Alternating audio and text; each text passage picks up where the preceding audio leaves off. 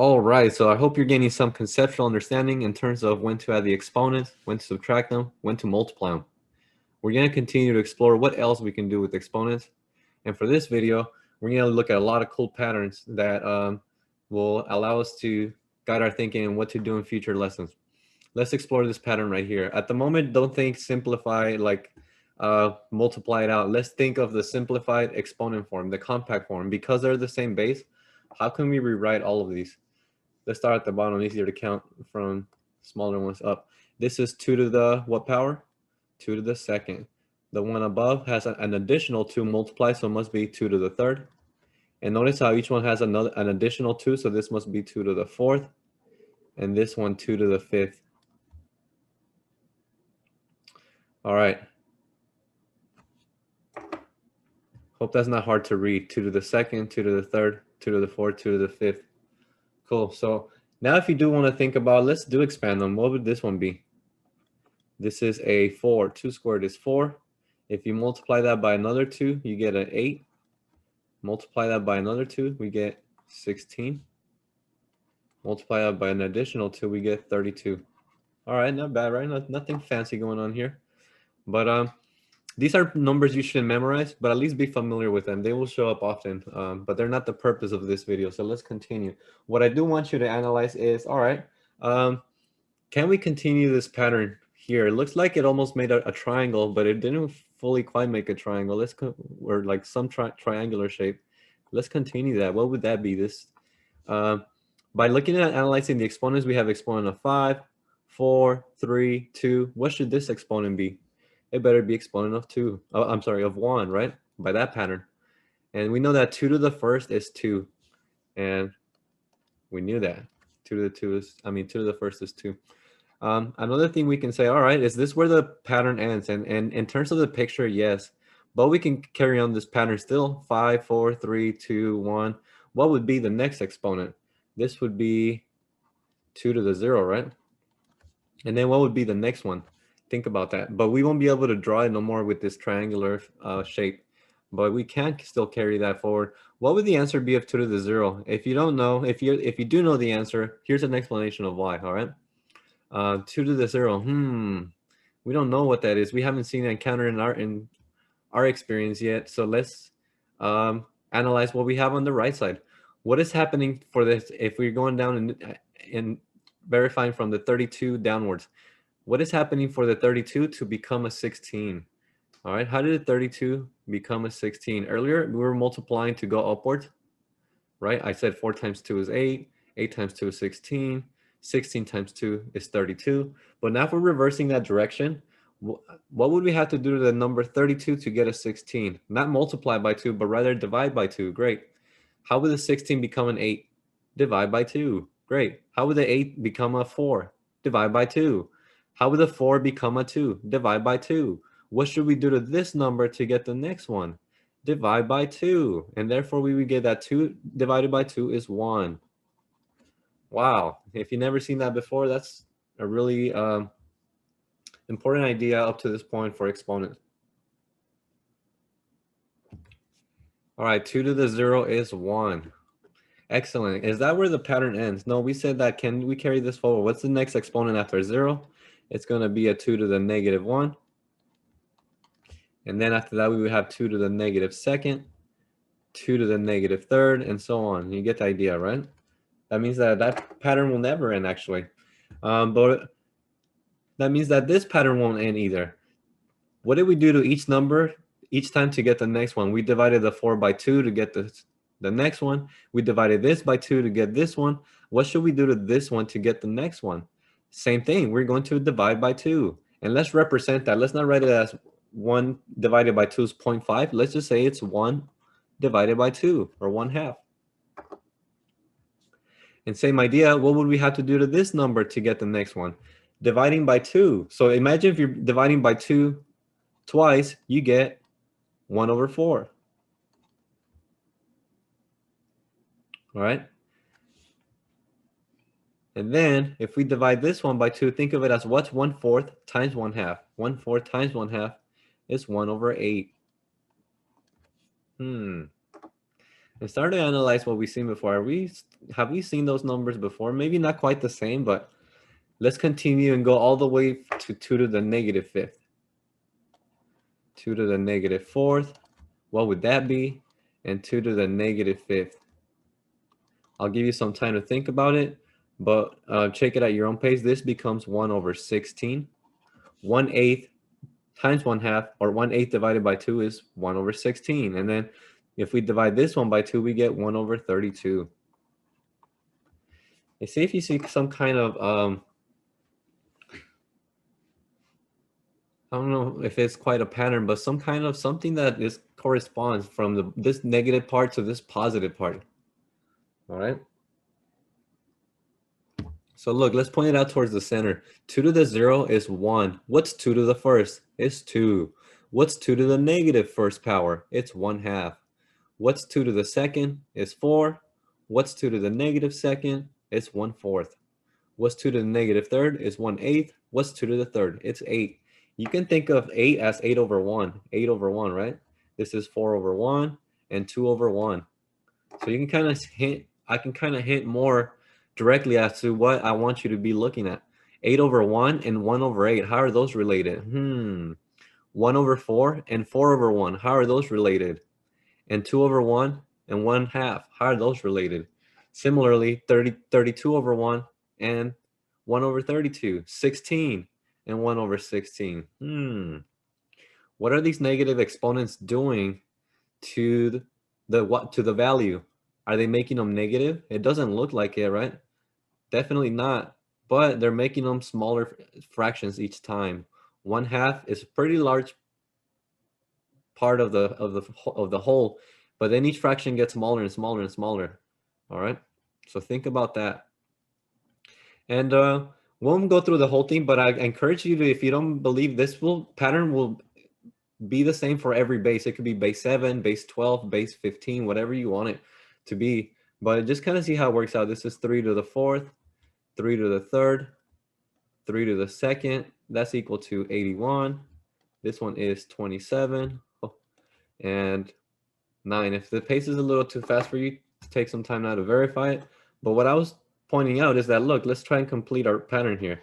3 must be the same as 3 to the first. Right? The exponent is decreasing by 1 each time. If you ever wonder, why does 3 to the first just equal 3? Is because look at this pattern. And then we know that that's just 3. Can we continue 3 to the 0? I'll probably just do 3 to the negative 1 and 3 to the negative second, because it's not necessary to keep going as long as you got the idea. 3 to the 0, how do we figure that value out? Let's take what happened here. 3 times 3 was 9. 9 times 3 is 27. 27 times 3 is 81. But if we reverse the direction, rather than multiplying by 3, now we're going to divide by 3 to get to the bottom value. So 81 divided by 3 is 27. What's 27 divided by 3? It's 9. What's 9 divided by 3? It's 3. And so therefore, what's 3 divided by 3? It's 1. So notice how, again, if it was base 4, if it was base 5, whatever base, if the exponent is 0, then you're going to get a 0. I do want to point out the exception. I do teach calculus. If the base is 0, then you're in trouble. Don't think of 0 to the 0 power. But if you are thinking about that, then you're already thinking about calculus ideas. All right. And then same idea. What should we do to this number to get the next one? It's divided by 3. So we're going to get 1 divided by 3. And then we're going to divide that by 3. We get 1 over 9. And look, notice how, again, we see that 9 and 1 over 9 relationship. 1/3 and 3 relationship. If you want to think of it as 3 over 1, 9 over 1, you know, it's more clear to see what's going on there. And then it's that word that you learned early in maybe even pre-algebra courses that starts with the letter R. How are those related? They are, we'll write it down below if you don't know what it is, the term that I'm hinting at. But that's the main idea, all right? We want to separate, okay, we were really comfortable with exponents that were positive. Those were not hard to visualize. As a matter of fact, look, we can't really visualize negative exponents in terms of this, but we can visualize them in terms of this pattern. And the main question is, what is known about 0 exponents? I guess let's talk about those first. What do you notice about something like 2 to the 0, 3 to the 0, 4 to the 0, 5 to the 0? Like I said, all of them except 0 to the 0. What do we know about that? Is that any base to the 0 power, I say a for any base, is going to be equal to 1. That's the main idea here, except we're going to say a cannot equal 0. That's a little advanced, but it's more for calculus purposes. If you don't ever plan on taking calculus, then don't worry about this too much. You won't see it in these lower courses. That's the main idea. For any exponent of 0, we're going to get a 1 in return. All right, next thing to analyze, like I said, positive exponents are not a big deal for us in terms of confusion, but what is known about all the negative exponents? If you were thinking y values, were their values positive or negative? None of these negative exponents gave us a negative value. Will it ever get to, it gets a smaller one, but will it ever get to a certain number? We know that always positive.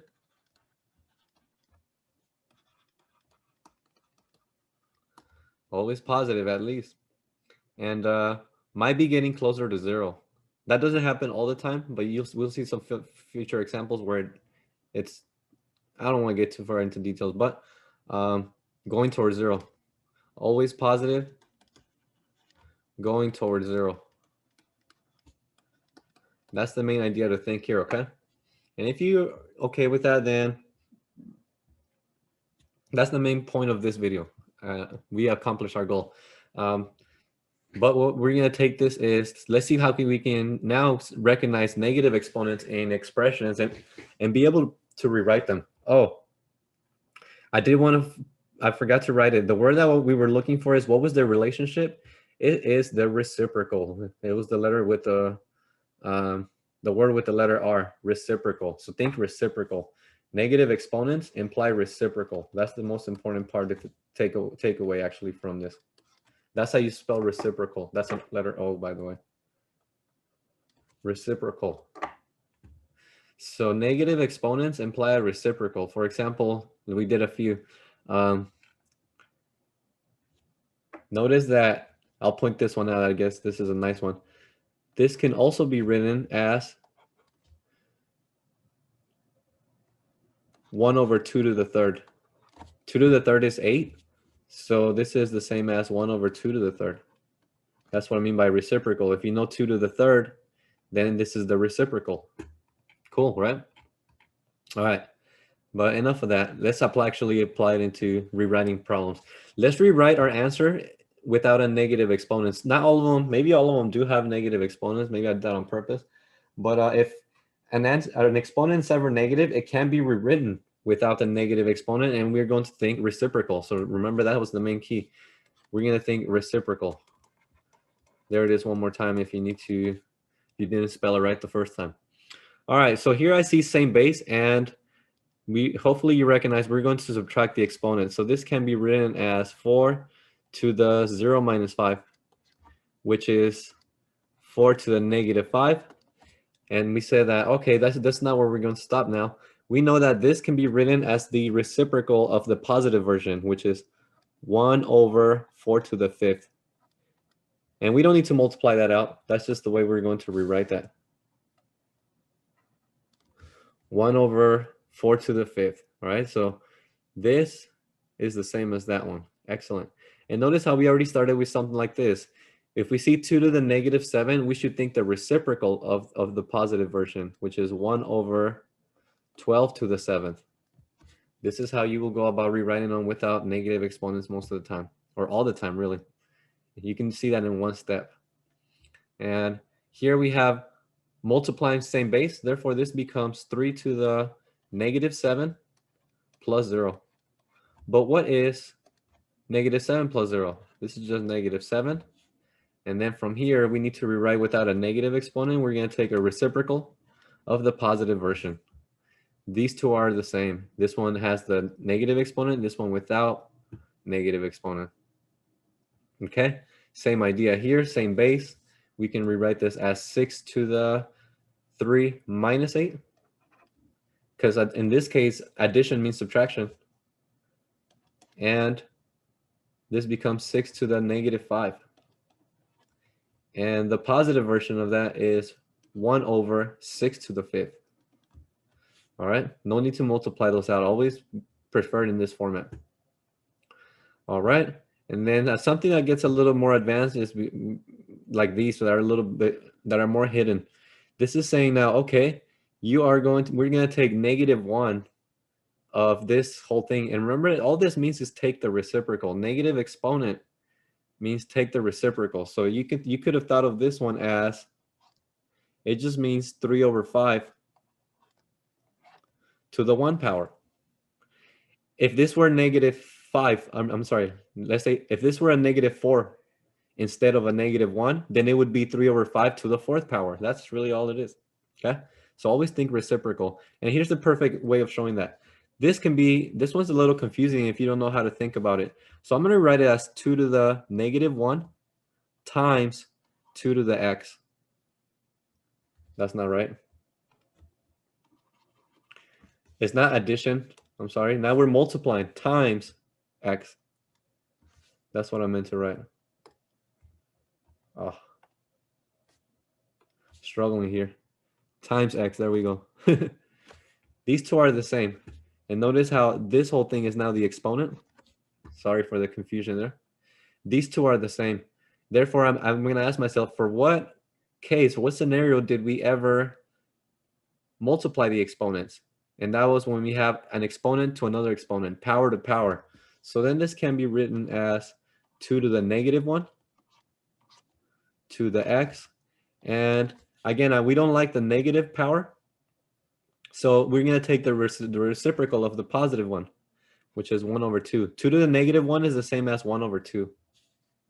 We saw that from above. It's right here. 2 to the -1 is 1/2. So there it is. Now we can write this as 1/2 to the x. This one's going to be very powerful in future lessons, all right? So that's why I didn't mind spending time going over it, because I'm going to do it, spend time going over it again anyway later. So there it is. This one's crucial again, and it's going to be showing up a lot in this series. All right, this is the same idea. We're going to think, all right, this is power to power, power to power. So we're going to just multiply the exponents. So therefore that becomes 5 to the 8 times -3 becomes -24.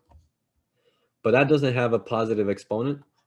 So we're going to write this as 1 over the positive version, which is 5 to the 24th. All right, there it is. 1 over 5 to the 24th power.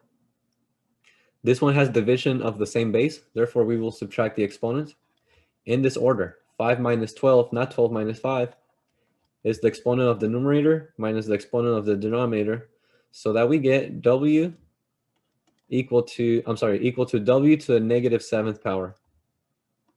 But that doesn't have the positive exponent, so we will rewrite this as 1 over w to the 7th power. And that's the main idea for these problems, all right? So there we go. At this point, that's negative exponents. And I believe that, yeah, there's no more down here. That's negative exponents. We worked on 0 exponents up to this point. Positive exponents, of course. And what do we do with those exponents? We've added their exponents. We had subtracted the exponents and multiply the exponents. So there's kind of a bit going on here. If you are mixing those ideas up in your head, it doesn't hurt to go back and resharpen those skills by rewatching or you coming up with your own problems or asking questions. But I promise you, once you get past those little hurdles at first, it does take a little while for most people to retain these formulas in their head.